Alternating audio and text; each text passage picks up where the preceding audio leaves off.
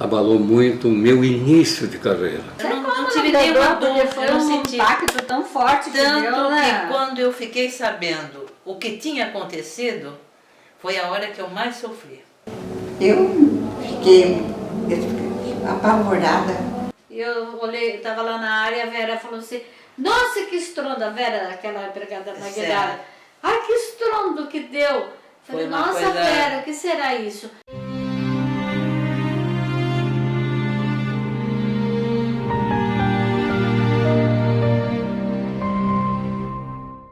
Então, o que era o Comurba? Era um sonho de 120 cidadãos.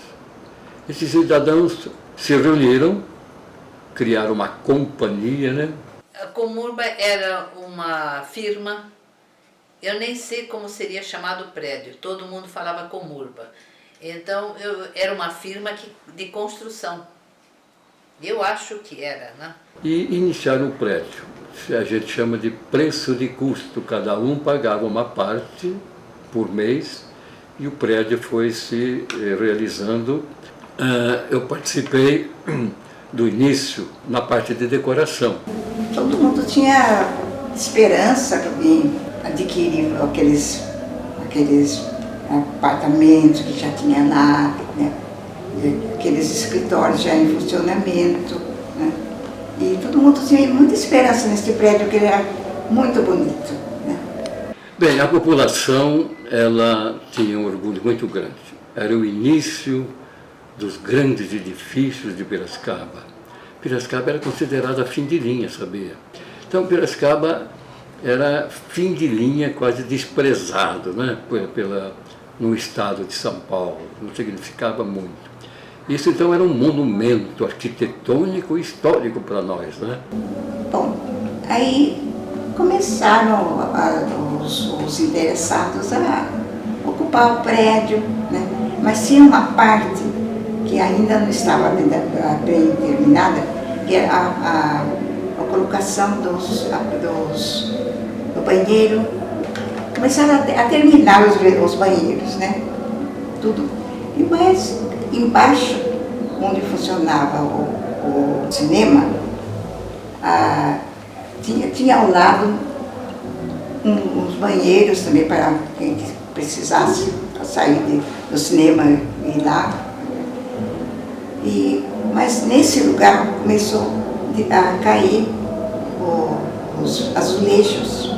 Punha azulejo, caía. E assim foram vários dias assim, até que chamaram o engenheiro e ele achou que não era nada. A minha sogra, que faleceu, morava do lado, ela uma vez, por mais de uma vez, ela chegava na altura do quintal e dizia, filha, eu ouço uns barulhos, uns estalos à noite. Então ela dizia, será que não tem perigo esse prédio? Ela, mas uma pessoa ela com razão, né? Que tinha estado, né, doente, inconsciente, quando voltou à consciência, era capaz de ouvir os estalos e desconfiar daquele prédio. Mas imagine se a gente ia pensar uma coisa dessa num prédio tão grandioso, né? Eu trabalhava no cartório, terceiro tabelionato de meu pai. E então, todo mundo trabalhando. Quando foi? 1h da tarde, eu cheguei até a porta que dava bem frente ao prédio. Só que o prédio era para o outro lado. Mas como era um arranha-céu, a gente enxergava bem ele. Aí eu olhei lá em cima, deu um estouro, parece um puff, assim, sabe? Esse estouro, na mesma hora já começou a desmoronar tudo. E vinha vindo, né? Vinha para baixo. Eu, inclusive, vi até pessoas caindo lá de cima com o braço aberto, né? E foi uma coisa horrível. Havia pouquíssimos prédios em Piracicaba. Acho que só tinha o Edifício Brasil. Eram os primeiros. Aí era a construção daquele que ia da Rua São José até a Prudente. E justamente a parte que caiu foi a parte da Rua Prudente, que não tinha elevador, não tinha nada, para facilitar a movimentação do material de construção. Dizem que isso era uma das causas. Não sei. Só sei que nunca nos explicaram nada. Alguns jornais falam números diferentes. Eu tenho o número de 54. Não sei se é. Alguns falam 46, não sei, mas eu tenho o número de 54 pessoas que faleceram. Eu estava toda engessada. Aí eu falei, olha, eu não quero ir para São Paulo, eu quero ir para Piracicaba. Mas por quê? Aí eu não sabia o que tinha acontecido. Aí eu disse, como para Piracicaba? Não, eu quero ir lá, porque eu recebi muitas visitas de Piracicaba.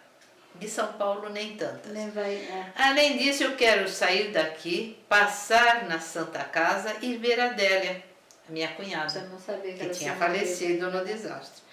Eu quero ir ver a Adélia, porque me diziam que ela não tinha sido levada para Campinas, porque ela estava pior que eu. Imagine eu, se estava daquele jeito, tinha sido levada, ela devia estar.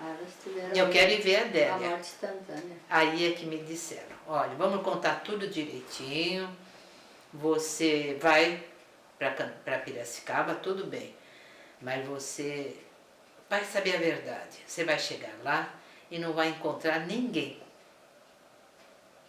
Você estava lá junto com elas faleceram, caiu um prédio, não pergunte nada, caiu um prédio em Piracicaba, morreram todas as mulheres, só ficou você. Olha, menina, eu me engasguei. Ela foi a única mesmo. Eu me engasguei, vieram aplicar injeção, porque como é que eu podia tossir se eu estava engessada? Estava tomando tudo por canudinho, não, lembra? Não? E então, aí é que foi um sofrimento terrível. E eu não sabendo... Porque não era uma, como, né, Lourdes? Era 5, né? Morreram 5. 5 dos parentes. Morreu a minha sogra, 3 cunhadas, as únicas 3, e a minha sobrinha de 6 anos. À noite, a gente queria dormir, estava difícil o barulho de tratores, dia e noite, durante 40 dias. Nós tivemos que aguentar isso, esse barulho terrível, né? Eu cheguei, às vezes, a pedir para o meu marido, pelo amor de Deus, passa um pique vaporoso no meu nariz, que eu não aguento ficar aqui. Um mau cheiro. Nós sofremos demais. O prédio, tecnicamente falando, na verdade eram dois blocos. Então eram 2 blocos encostados um no outro. E o que aconteceu então? A parte abalada, a parte que desmoronou, a parte que caiu, é uma das partes aquela que fazia face para Prudente de Moraes, para a Rua Prudente de Moraes. Então essa parte que caiu durou mais ou menos não, durou 5 anos o processo de apuração de responsabilidades, né? Muitas empresas, não lembro se é internacional ou só nacional, participaram da análise do concreto para ver qual seria a causa. Passaram-se 5 anos e não foi descoberta a causa exata. Havia muitas hipóteses, muitas suposições. O pessoal também pergunta sobre o que foi, por que foi autorizado mais 3 pavimentos em cima dos 12 que era o projeto original, né?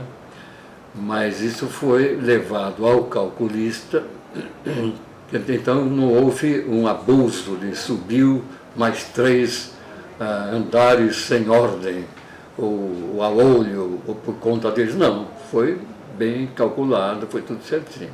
Mais de 10 anos, segundo a própria imprensa, ficaram sem construção de edifícios pelo trauma da construção, entendeu?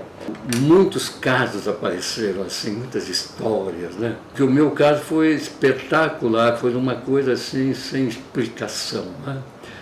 Como já tinha ligação com o pessoal do prédio, um deles me convidou para, na parte que caiu, no primeiro andar, quer dizer, lá embaixo, né? me convidou para fazer a decoração. E a gente ia quase todos os dias lá, a 1h15, junto com o proprietário. Eu esperava ele então na Rua São José, do lado de cá, e onde tem hoje o Bradesco, né? E nesse dia eu aguardei 1h15, 1h20, 1h30, 1h40, né? Daí chegou 1h45 mais ou menos, acho. Eu falei, agora acho que ele não vem, ele viajou, esqueceu de avisar, né? Naquele tempo não tinha o celular ainda, né? Era mais difícil as ligações. Então a gente se desencontrou. Eu fui para o escritório. Entrando no meu escritório, que é ali perto, um quarteirão também, na Rua 15, eu ouvi o estrondo, né? Desci na calçada e só via poeira, né? Aquela poeira enorme. Para fazer exercício de memória, eu tinha estado memorizando muitas poesias. Eu tinha decorado o Navio Negreiro. Quem passou pela vida em brancas nuvens, em plácido repouso adormeceu. Quem passou pela vida e não sofreu, foi espectro de homem, não foi homem. Só passou pela vida, não viveu.